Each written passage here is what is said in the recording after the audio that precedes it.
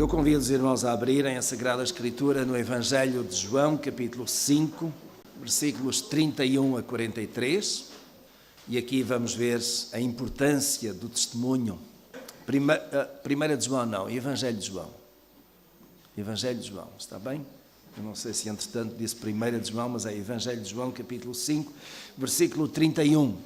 E a palavra de Deus, da minha tradução, diz assim: Se eu der testemunho de mim mesmo, o meu testemunho não é verdadeiro. Outro é quem dá testemunho de mim. Eu sei que o testemunho que ele dá de mim é verdadeiro. Vós mandastes mensageiros a João, e ele deu testemunho da verdade. Eu, porém, não recebo testemunho de homem, mas digo isto para que sejais salvos. Ele era a lâmpada que ardia e iluminava, e vós quisestes alegrar-vos por um pouco de tempo com a sua luz. Mas o testemunho que eu tenho é maior do que o de João, porque as obras que o Pai me deu para realizar, as mesmas obras que faço, dão testemunho de mim, que o Pai me enviou. E o Pai que me enviou, Ele mesmo tem dado testemunho de mim. Vós nunca ouvistes a sua voz, nem vistes a sua forma, e a sua palavra não permanece em vós, porque não credes naquele que ele enviou.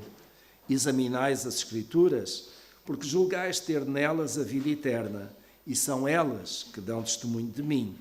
Mas não quereis vir a mim para terdes vida. Eu não recebo glória da parte dos homens, mas bem vos conheço, que não tendes em vós o amor de Deus. Eu vim em nome do meu Pai, e não me recebeis. Se outro vier em seu próprio nome, a esse recebereis. Meus irmãos, daqui a pouco mais nós voltaremos a este texto para considerar 3 aspectos de testemunho que temos aqui, mas porque sei que alguns irmãos ou algumas irmãs têm que sair mais cedo e muitas vezes ficam a meio e não participam da ceia do Senhor, nós vamos neste momento então preparar-nos para celebrar a ceia do Senhor e eu depois voltarei a este texto. No Evangelho de João, capítulo 5, e vamos meditar por breves minutos no testemunho de que João aqui fala, escrevendo as palavras que Jesus, na altura, mencionou. E enquanto os cálices estão sendo recolhidos, os irmãos olhem para esse texto e irão dar conta aí de que há testemunho de três individualidades. Primeiramente temos o testemunho do próprio Jesus. Nos versículos 31 e 32, é interessante aquilo que Jesus diz acerca do seu próprio testemunho. Se eu der testemunho de mim mesmo, o meu testemunho não é verdadeiro. Outro é quem dá testemunho de mim. E sei que o testemunho que ele dá de mim é verdadeiro. Se eu der testemunho de mim, não é verdadeiro. E não é verdadeiro porquê? Naturalmente que Jesus, no contexto de que ele fala, como judeu que era, ele insere-se naquilo que era a própria lei deixada por Deus a Moisés. E nessa lei, Deus tinha dito a Moisés, encontramos isso em Deuteronômio capítulo 17, versículo 6, não temos tempo de ver, mas que o testemunho de alguém só era validado pela presença de 2 ou 3 testemunhas. Qualquer afirmação que alguém fizesse em sua defesa ou acusando o outro, só tinha valor legal se 2 ou 3 testemunhas pudessem corroborar, pudessem afirmar, foi assim que aconteceu. Por isso mesmo, quando Jesus diz, o meu testemunho só por mim, se eu der testemunho de mim, isso não é verdadeiro, não é válido. E não é válido não significa que Jesus fosse mentiroso no seu testemunho. Significa que ele precisaria de ter outros que corroborassem aquilo que ele estava a dizer, que afirmassem alguma coisa real, verdadeira acerca de Jesus. É interessante que no Novo Testamento, em 1 Timóteo capítulo 5, verso 19, o apóstolo Paulo recomenda que ninguém deve de aceitar uma acusação feita contra alguém nomeadamente um ancião da igreja, um líder da igreja, se não for corroborado pela presença de 2 ou 3 testemunhas. E eu penso, meus irmãos, que isto é válido em matéria judicial, nos tribunais hoje. Há, de facto, alguém que acuse, há alguém que se defende dessas acusações e depois a prova é feita com a apresentação das testemunhas também, que devem ser verdadeiras. Às vezes há testemunhas que são compradas. Às vezes há testemunhas que são instruídas para dizer aquilo que convém a uma das partes. Mas o testemunho deve ser verdadeiro. E, de facto, de acordo com o Antigo Testamento, se alguém testemunhasse alguma coisa que era mentira, pagaria com a sua própria vida. Isto significa que o testemunho era alguma coisa que tinha que ser verdadeiro, tinha que ser sólido, tinha que ser real, não inventado, não forjado. Por isso mesmo Jesus diz, não adianta eu dar testemunho de mim. É preciso que alguém venha e que confirme as minhas palavras. E quem é que vem confirmar as palavras de Jesus? No Evangelho de João, capítulo 1, versículo 9, é o próprio João, autor deste Evangelho, pela graça de Deus, mas no seu Evangelho, João capítulo 1, versículo 29. João que pregava o Evangelho, aliás, não o João, autor deste Evangelho, mas um outro João, de nome João Batista, quando está no deserto a pregar e as pessoas vinham a ele para serem batizadas em sinal de arrependimento dos seus pecados, a dado passo Jesus vem também e vem naquela fila para ser batizado.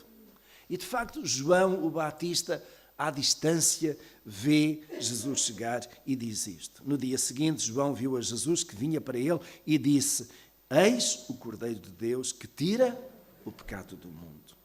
Eis o Cordeiro de Deus. Aqui está alguém, não o próprio Jesus, a dizer que esse Jesus é o Cordeiro de Deus, em primeiro lugar. É o Cordeiro de Deus. E, meus irmãos, sendo o Cordeiro de Deus, João está já a antecipar, profeticamente, porque Deus assim lhe havia revelado, aquilo que iria acontecer 3 anos mais tarde, quando Jesus iria ser levado à cruz do Calvário. E aí iria ser imolado como um cordeiro. Para os judeus era isso. Um cordeiro que iria ser imolado, que iria ser sacrificado. Muitos judeus não entenderam assim. Nós hoje entendemos, pela graça de Deus, que Jesus de facto foi o Cordeiro de Deus que veio e que na cruz do Calvário morreu certamente como homem. Mas ele, em termos espirituais, em termos sacrificiais, era o Cordeiro que se imolou ou que foi imolado por causa dos nossos pecados. Eis o Cordeiro de Deus que tira o pecado do mundo. É que, ao fazer assim, ao deixar-se levar-se para o matadouro, cumprindo a profecia do profeta Isaías, foi imolado, sacrificado, do mesmo modo, com o mesmo significado que o Cordeiro do Antigo Testamento, quando era sacrificado, era por causa dos pecados daquela família, por causa dos pecados do povo. Jesus então foi imolado, sacrificado para tirar o pecado do mundo.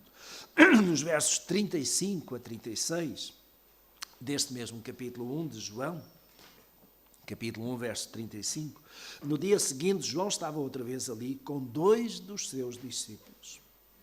E olhando para Jesus que passava, disse, eis o Cordeiro de Deus. Aqueles 2 discípulos ouviram dizer isso e seguiram a Jesus. E, meus irmãos, nós aqui vemos que uma consequência direta do testemunho de alguém é que outros, por causa desse testemunho, seguem a Jesus. Por isso mesmo o testemunho é tão importante. Nós ouvimos hoje aqui o testemunho do José Mendes. E por esse testemunho nos sentimos encorajados. Amém? Por causa do testemunho do José Mendes, o que é que aconteceu com a sua esposa? seguiu a Jesus também. Por causa do nosso testemunho, quando ele é um testemunho fiel e verdadeiro, outros são levados a seguir Jesus. E alguns estão aqui, que estão a seguir a Jesus porque alguém um dia lhes falou e deu testemunho daquilo que foi a sua vivência. Não de teoria, mas de uma prática vivida com Jesus. Mas, meus irmãos, o texto não fica por aqui. Voltemos a João capítulo 5.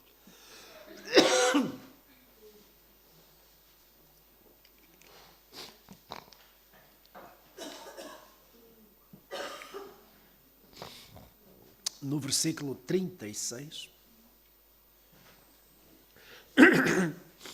E chegamos aqui ao testemunho que o próprio Senhor Jesus dá. E, meus irmãos, nós podemos falar, podemos dizer, eu sou assim, eu faço assim, mas são as nossas obras que demonstram as nossas palavras. Em João capítulo 5, versículo 36, diz, mas o testemunho que eu tenho é maior do que o de João, porque as obras que o meu Pai me deu para realizar, as mesmas obras que eu faço, dão testemunho de mim que o Pai me enviou. E o Pai que me enviou, Ele mesmo tem dado testemunho de mim. Vós nunca ouvistes a sua voz, nem vistes a sua forma, e a sua palavra não permanece em vós, porque não credes naquele que Ele enviou. Examinai as Escrituras, porque julgais ter nelas a vida eterna, e são elas que dão testemunho de mim. Então, meus irmãos, o testemunho que nós encontramos aqui tem 3 aspectos. Em primeiro lugar, as próprias obras de Jesus. Mais do que as palavras de Jesus, as suas obras dão testemunho daquilo que Ele era. Dão testemunho da razão pela qual Ele veio. E a razão pela qual Jesus veio foi para morrer na cruz do Calvário por nós. O que nós celebramos há pouco, o pão e do vinho, mas não é exatamente do que a recordação da maior obra que Deus já fez por nós, a obra da redenção. As obras de Jesus dão testemunho da razão pela qual o Pai enviou Jesus. Mas também encontramos aqui que as próprias Escrituras, as Escrituras dão testemunho de quem Jesus é. E quando nós lemos o Antigo Testamento ligado com o Novo, nós percebemos uma coisa extraordinária. A personagem central de toda a Escritura é Jesus. Ele é o Messias prometido, aquele que haveria de vir no Antigo Testamento. Nos Evangelhos, ele é o Messias que já veio, o ungido de Deus, o Cordeiro de Deus. No Apocalipse, ele é o Filho de Deus que voltará. A personagem central das Escrituras é Jesus. As Escrituras dão testemunho de mim. Vós ledes as Escrituras, olhais para as Escrituras, julgando que elas dão testemunho da vida eterna, ou que falam da vida eterna, e na verdade, nós encontramos a vida eterna nas Escrituras. E a vida eterna é esta, que creiais naquele que me enviou. O próprio Pai dá testemunho do Filho. E em que altura, ou como é que o Pai deu testemunho do Filho? Não apenas as obras de Jesus, não apenas as Escrituras, mas o próprio Pai dá testemunho de Jesus. Como? Quando? Somente lembrares. E termino. Quando Jesus está a ser batizado, eis que veio sobre ele uma pomba. E o que aconteceu nessa altura? Ouviu-se uma voz. E essa voz dizia: este é o meu Filho amado, em quem me comprazo. E, meus irmãos, nós temos aí a Trindade. O Filho sendo batizado, o Pai dando testemunho, este é o meu Filho amado, e a pomba simbolizando o Espírito Santo. Quando Jesus está na cruz do Calvário, pronto para dar a sua vida por nós e cumprir o seu mandato, vindo aqui. O que é que ele diz? Pai, nas tuas mãos entrego o meu espírito. E naquela hora Deus manifestou-se. Pai, nas tuas mãos entrego o meu espírito.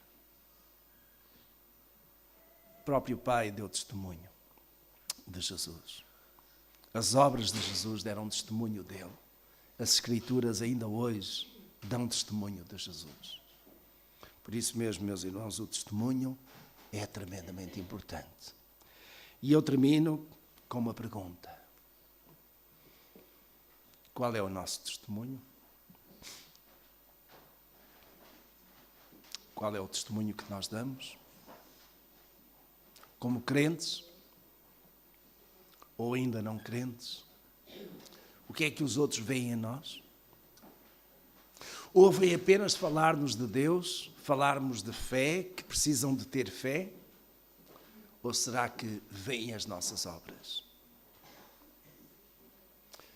Meus irmãos, tal como vimos há pouco na escola dominical, aqueles que estavam nesta classe, demos conta de que a fé sem as obras é morta. As nossas obras falam de nós. Não que as obras sejam necessárias para a salvação, porque não são. Não é pelas obras que alguém se salva, mas tão somente pela fé. Mas quando nós falamos aos outros que temos fé em Deus, que as nossas obras, o fruto do nosso trabalho, os nossos lábios, seja visível com coisas boas para Deus. Que o Senhor nos ajude, não apenas neste dia, mas todos os dias para diante, e que nós não nos cansemos de dar testemunho àqueles que estão à nossa volta, da grandeza de Deus, daquilo que Deus faz por nós. Vamos terminar nosso culto ficando de pé.